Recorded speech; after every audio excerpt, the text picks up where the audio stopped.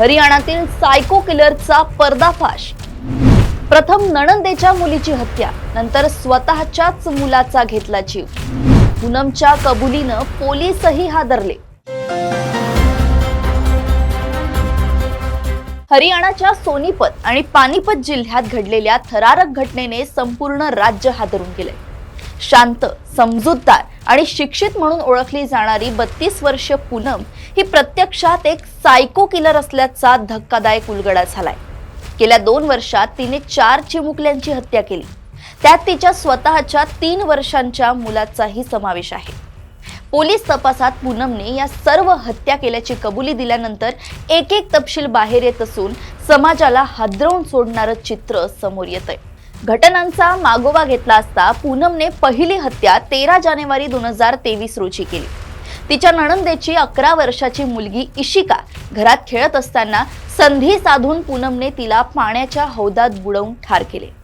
या गुन्ह्याचे गुपित लपवण्यासाठी तिने यानंतर आणखी एक अमानवी कृत्य केले। तिच्या स्वतःच्याच 3 वर्षांच्या मुलाला शुभमला मुद्दाम पाण्यात बुडवून मारले, जेणेकरून इशिकाच्या मृत्यूचा संशय कुणालाही येऊ नये।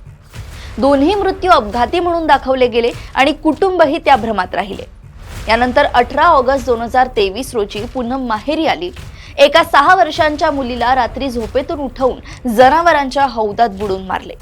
ही देखील घटना अपघात म्हणून भासवण्यात ती यशस्वी झाली। नराधम पूनमचा शेवटचा आणि चौथा गुन्हा 1 डिसेंबर 2025 रोजी समोर आला। कुटुंबात लग्नाची लगबग असताना तिच्या धीराची 6 वर्षांची मुलगी विधी पूनम सोबत स्टोर रूम मध्ये गेली।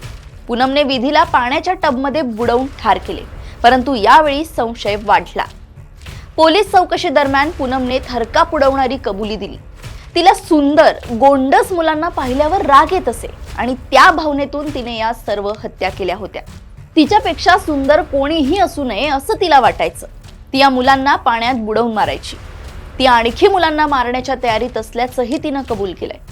धक्कादायक म्हणजे विधीची माता राखी, जिने आपल्या मुलीला गमावलंय, ती आज पूनमच्या छोट्या मुलाची काळजी घेत आहे।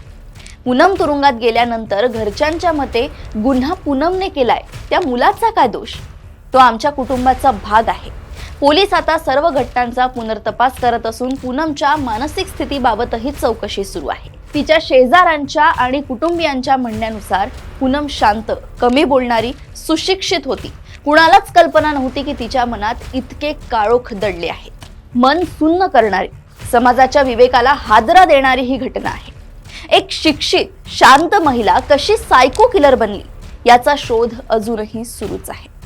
अशाच घडामोडी व अपडेट्स मी ऐश्वर्या आपल्यापर्यंत घेऊन येत राहील। तोपर्यंत बघत रहा देशोन्नती। नमस्कार।